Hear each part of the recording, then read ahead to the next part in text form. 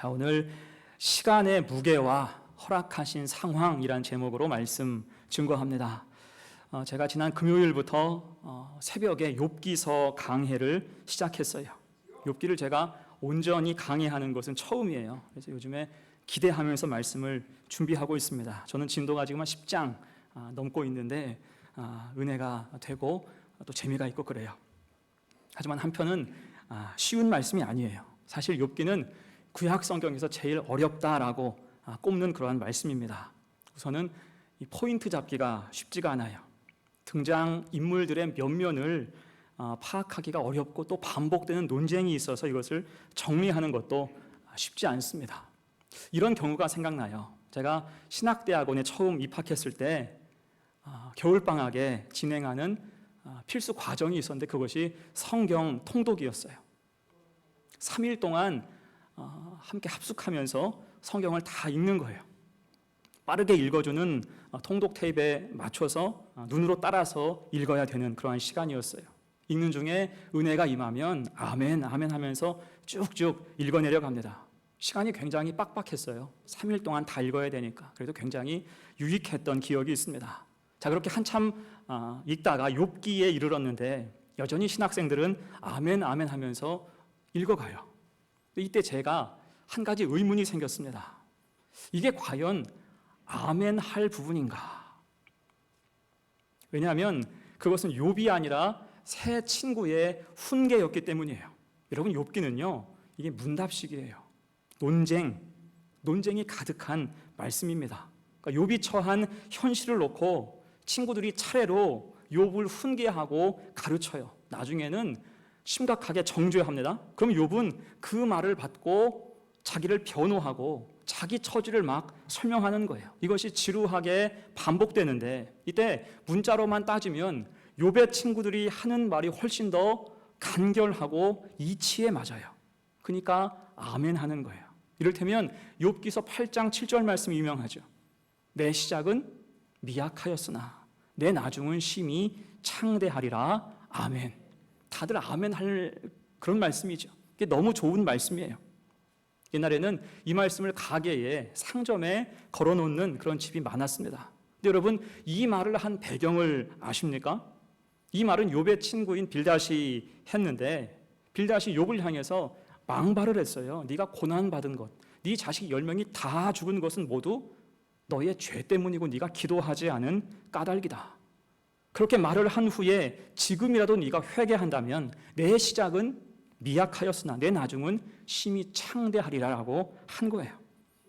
여러분, 얼마나 잔인해요. 이걸 아멘이라고 해야 될까요? 아무튼 하나님은 나중에 그 친구들의 말을 다 들으시고 이렇게 말씀하셨습니다. 욥기 42장 7절이에요. 내가 너와 내 두 친구에게 노하노니 이는 너희가 나를 가리켜 말하는 것이 내 종 욥의 말 같이 옳지 못함이니라. 아멘. 하나님이 그 친구들의 말에 대해서 노하신다라고 말씀을 하셨어요. 자, 그렇다면 하나님이 옳지 않다고 하신 말씀에 대해서 아멘 하는 게 옳습니까? 아니면 사람이 문제였을 뿐 그 말 자체는 틀린 말이 아니니까 아멘 하는 게 옳습니까? 이것을 가지고 서로 토론했던 기억도 있어요. 여러분, 욥기가 이런 식이에요. 쉬운 말씀이 아닙니다.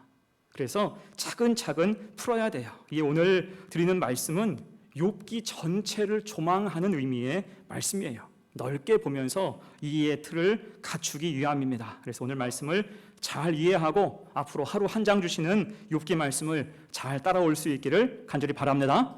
자, 그럼 여러분 욥기를 어디까지 알고 계세요? 기본적으로 우리는 욥을 인내의 화신으로 이해하죠. 그리고 1장과 2장, 그리고 저 끝에 42장, 이 정도는 익숙할 거예요.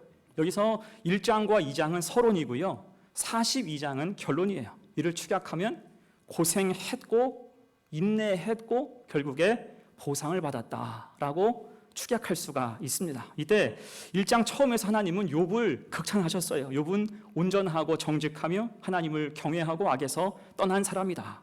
이를 듣고 악한 마귀 사탄이 하나님께 의문을 제기해요. 1장 9절 말씀입니다. 사탄이 여호와께 대답하여 이르되 욥이 어찌 까닭 없이 하나님을 경외하리까? 어찌 까닭 없이 하나님을 섬기겠습니까? 간단히 말하면 욥이 까닭 없이 믿음이 좋겠습니까? 곧 욥이 하나님을 잘 섬기는 것은 이미 충분한 조건이 채워져서 그 삶 가운데 복이 가득 들어차서 하나님을 섬기는 것뿐입니다라고 힐난하고 있는 거예요. 원래 인간 자체는 조건 따라 움직이니까 그것만 빼앗으면 그 믿음도 여지없이 허물어질 것이다. 악한 마귀는 예상하는 거죠. 자, 이 하나님은 사탄의 의문에 대해서 증명할 것을 허락하셨어요. 한번 해봐 그러면.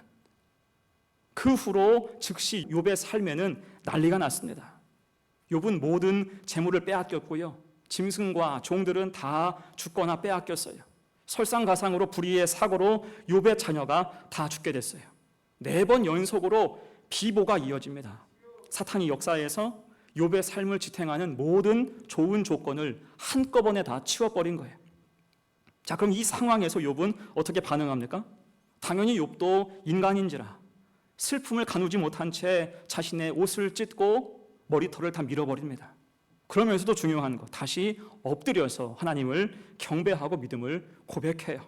그것이 1장 21절 이하 그 유명한 욥의 신앙 고백입니다. 같이 읽을까요? 시작. 이르되 내가 모태에서 알몸으로 나왔사온즉 또한 알몸이 그리로 돌아가올지라 주신 이도 여호와시요 거두신 이도 여호와시오니 여호와 이름이 찬송을 받으실지니이다 하고 이 모든 일에 욥이 범죄하지 아니하고 하나님을 향하여 원망하지 아니하니라. 아멘. 어떻습니까? 욥은 확실히 달랐어요. 욥은 사탄의 예상을 깨고 오히려 하나님을 찬미했습니다. 자, 그런데 여기에서 물러날 사탄이 아니죠. 여러분, 사탄이 하는 일은 어떻게든 하나님과 우리 사이의 관계를 떼어놓으려고 하는 거예요. 이게 목적이죠. 그래서 작은 틈이라도 보일 것 같으면 그 속을 악한 마귀가 비집고 들어와요. 지금 욥기 2장에서 사탄이 그 짓을 하고 있습니다. 하나님이 또다시 욥을 칭찬하지요. 그러니까 사탄이 다시 요구하는 거예요. 이번에는 육신을 치면, 재물이 아니라 육신, 그 본인을 치면 분명히 하나님을 저주할 것입니다. 결국 이 일로 욥은 발바닥부터 정수리까지 종기가 났어요. 이때 욥의 모습이 어떻습니까? 너무 고통스러운 거죠. 너무나 가렵고 고통스러워서 질그릇 조각을 가져다가 몸을 긁고 있었습니다. 너무 심각한 거예요. 이때 의미 있는 것은 그가 그런 고통 속에서도 제 가운데 앉았다라는 거예요. 여러분, 흔히 피부병이 생기면 어떻게 해요? 기본적으로 깨끗한 물로 씻지요. 그 위에 약초나 기름 바르는 것이 일반적인 처치입니다. 근데 욥은 제 가운데 앉았어요. 무슨 뜻이에요? 제 가운데 앉았다는 것은 하나님만 바라본다, 자기 삶을 돌아본다, 그런 의미예요. 그러면서 속상해하는 아내를 다독이면서 이렇게 말해요. 오늘 본문 10절 하반절이죠. 우리가 하나님께 복을 받았은즉 화도 받지 아니하겠느냐 하고 이 모든 일에 욥이 입술로 범죄하지 아니하니라. 아멘. 어때요?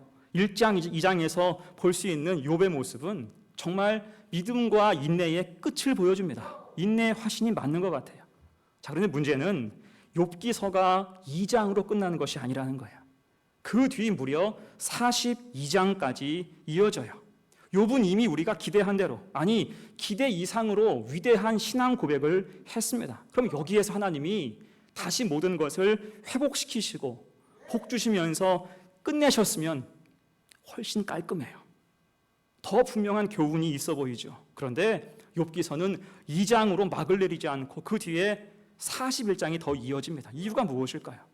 여기에 감춰진 진짜 이유가 있어요. 그것이 무엇일까? 두 가지로 생각해 봅니다. 첫 번째, 시간의 무게를 기억하라는 거예요. 시간의 무게. 여러분, 사람은 다들 한계가 있지요. 그 중에 하나가 시간의 무게예요. 무슨 시간에 무게가 있나 생각할 수도 있지만, 여러분, 시간의 무게는 사람의 한계와 직결이 돼요. 이때 시간의 무게를 따지는 아주 쉬운 방법이 있죠. 예전에 우리가 학교에서 받았던 벌 중에 무릎 꿇고 손드는 벌이 있어요. 이게 개 중에는 그래도 쉬운 벌이에요. 처음에는 별로 힘 안 들어요. 그래서 장난도 치고 그러잖아요. 하지만 그 상태로 10분만 지나 보십시오. 어때요? 점점 팔이 무거워져요. 점점 무거워집니다. 그렇게 30분, 1시간 지나면 너무 힘들어서 팔이 덜덜 떨릴 지경이 돼요. 분명히 별것 아니었는데 시간의 누적과 함께 그것이 한계가 될 수 있다는 거예요. 자, 이런 것이 시간의 무게입니다. 갈수록 힘겨워지는 거예요. 이것이 우리네 인생의 한 단면이라고 할 수가 있어요. 갈수록 무거워지는 것들이 있습니다. 오늘 말씀도 그것을 잘 보여주죠. 여러분, 욥의 아내를 생각해 보세요. 우리가 욥의 아내에 대해서 오해하는 것이 있죠. 어떤 사람은 역사상 3대 악처 중에 욥의 아내를 꼽는 사람도 있어요. 소크라테스의 아내, 톨스토이의 아내, 그와 함께 욥의 아내도 3대 악처라고 그렇게 이야기하는 사람들이 있습니다. 하지만 이것은 성경을 좀 잘못 이해한 거예요. 사실 욥의 아내는 쭉 욥과 고난을 같이 했어요. 우리가 보았듯이 하루아침에 모든 것을 다 잃었어요. 자식까지 다 잃었습니다. 그래도 이 여인은 묵묵히 욥의 곁을 지켰어요. 말없이 그 모든 고생을 감내했던 것입니다. 근데 갑자기 남편이 이유 없이 중병에 걸린 거예요. 온몸에 종기가 가득하게 됐습니다. 제가 얼마 전에 수요 예배 때도 이야기했지만 과거의 종기는 그냥 종기가 아니에요. 이게 쉬운 병이 아닙니다. 생존과 직결되는 아주 큰 문제예요. 볼마 터지는 순간 지옥문이 열리는 것과 같아요. 세균과의 전쟁이죠.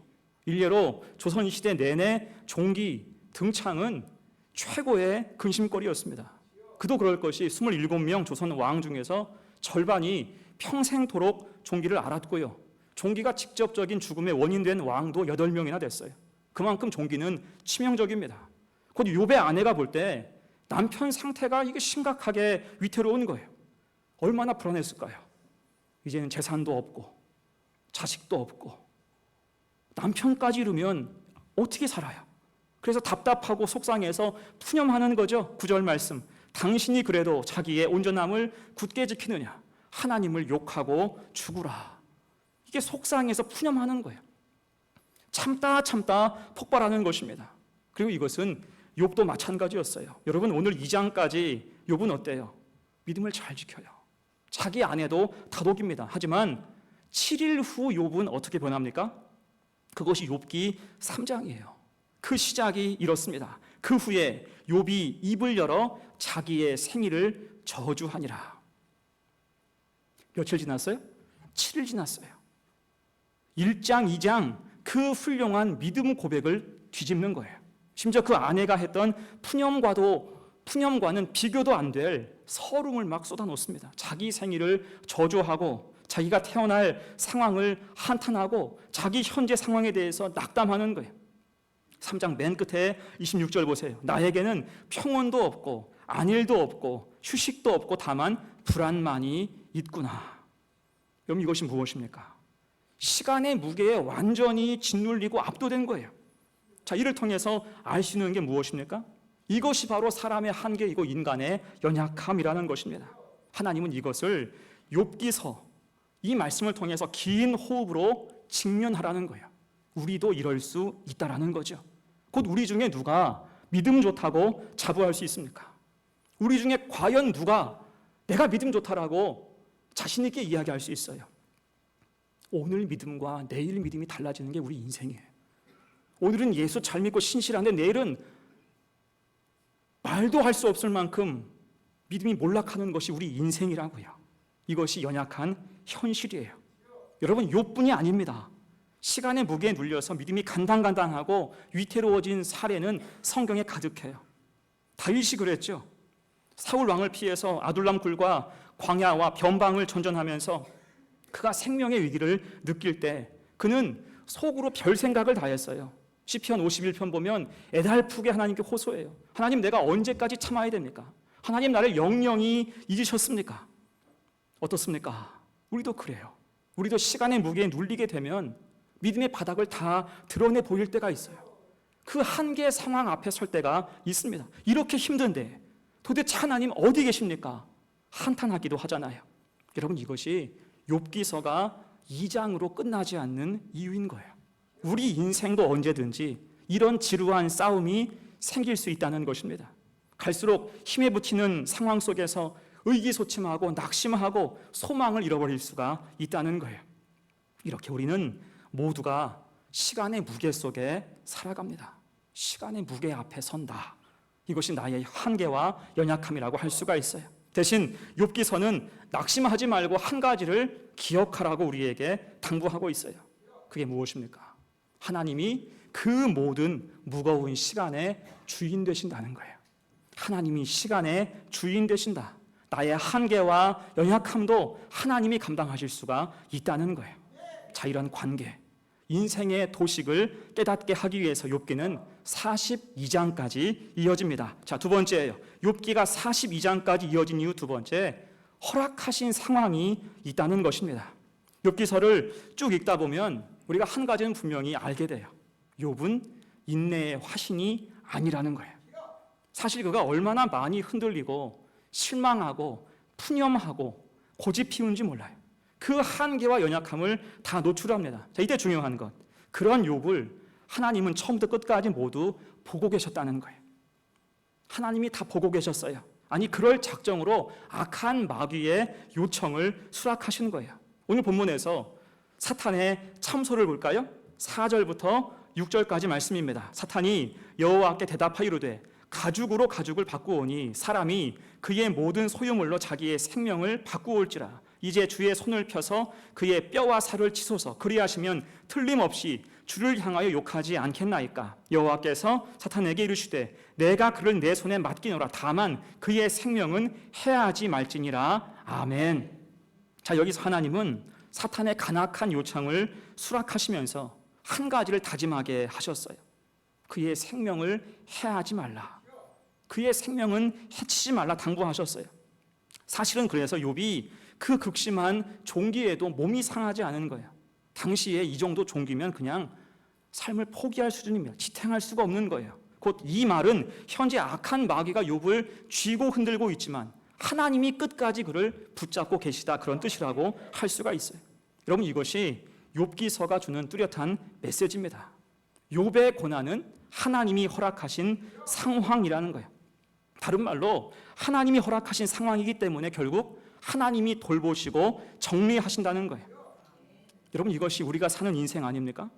하나님이 허락하신 상황이 있는 거예요. 그리고 분명한 것은 허락하셨으니 친히 보고 계시고 붙드시고 결국 하나님이 정리해 주신다는 것입니다. 그럼 여기에서 궁금한 게 생기죠. 왜 애초에 이런 상황을 주십니까? 왜 이런 안 좋은 상황을 주십니까? 욥에게도 처음부터 이런 상황을 안 주시면 될 텐데 왜 이런 상황까지 허락하셨습니까? 여러분, 그것은 우리가 다 이해할 수 없고 헤아릴 수 없는 하나님의 뜻이에요. 또한 우리에게 필요하기 때문입니다. 그래서 우리에게 허락하신 상황이 주어지는 거예요. 특별히 성숙의 과정이 될 수 있기 때문이죠. 하나님은 우리로 자라게 하십니다. 우리의 영혼도, 우리의 육신도, 우리의 마음도, 생각도, 지식도, 꿈과 비전도 자라게 하세요. 대신 그것을 그냥 주시는 것이 아니라 허락하신 상황을 통해서 부딪혀서 자라게 하십니다. 그 십자가의 은혜로 우리를 구원해 주셨지만 세상에 나가서 부딪혀 살면서 믿음을 견고하게 하는 것이 우리의 목 아닙니까? 처음부터 여러분 세상에 나가서 승리할 수 있어요? 부딪혀 가면서 성숙하는 거예요. 믿음이 깊어지는 것입니다. 이게 성숙을 위한 성장통을 허락하시는 이유죠. 자, 그래서 주님도 가라지의 존재를 허용하셨죠. 알곡 속에 가라지가 섞일 수 있고 추수 때까지 그것을 함께 자라게 그냥 두라고 하셨어요. 이것이 뭐예요? 허락하신 상황이라는 거예요. 자, 또한 바울이 고린도전서 3장에서 이런 말을 했어요. 오늘 주보에 있는 요절 말씀을 같이 읽습니다. 시작. 그런즉 심는 이나 물 주는 이는 아무것도 아니로되 오직 자라게 하신 이는 하나님뿐이니라. 아멘. 여러분, 교회가 성장하고 바르게 세워지기까지 심는 이, 물 주는 사람처럼 헌신하는 사람이 필요합니다.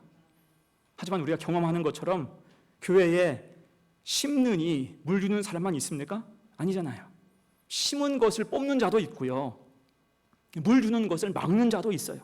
파당도 생기고 어려움도 생깁니다. 하지만 그것 역시 하나님이 이 땅에 교회를 세우시면서 용인하신, 허락하신 상황이라는 거예요.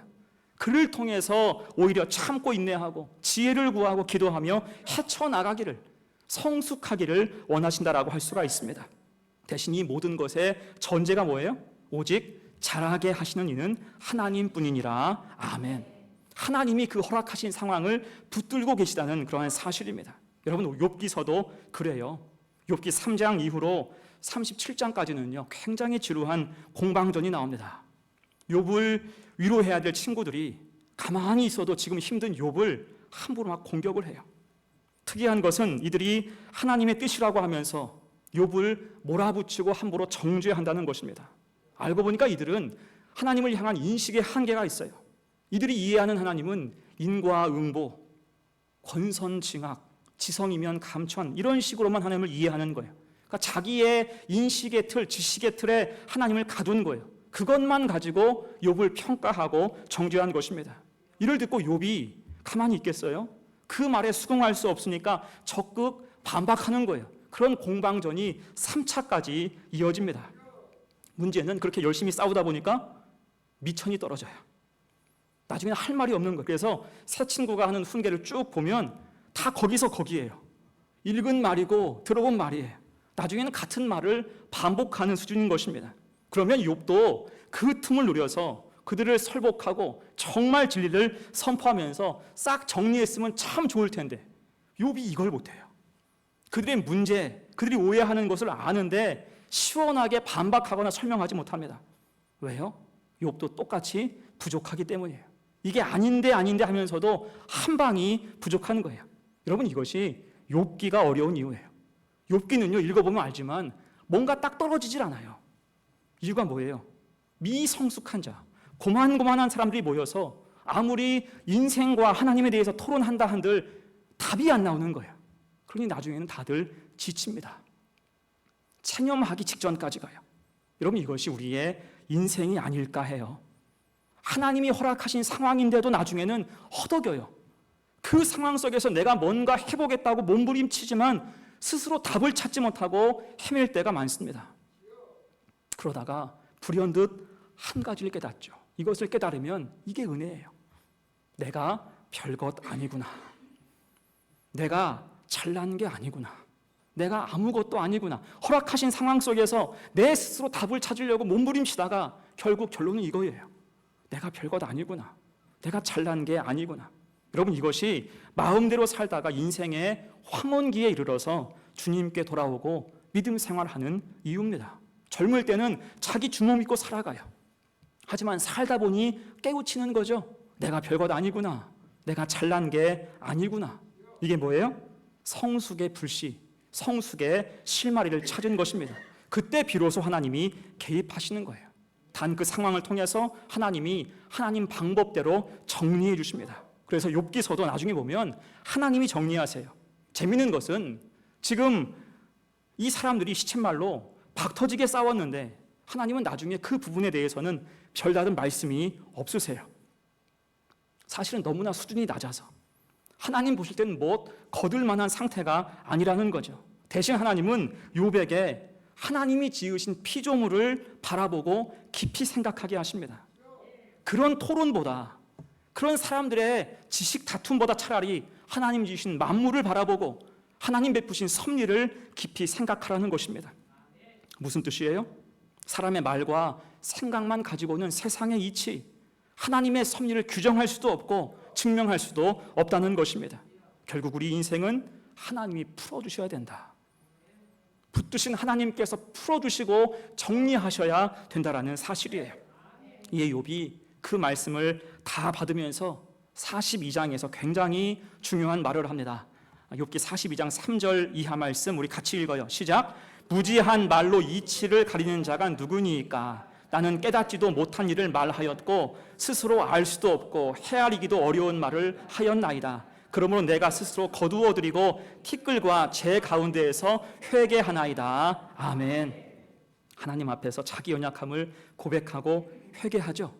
내가 뭔가 아는 사람인 줄 알았는데, 내가 똑똑한 줄 알았는데 알고 보니 나는 아무것도 아니었습니다. 주 앞에서 연약함을 고백하는 거예요. 그러면서 그가 성숙해지죠.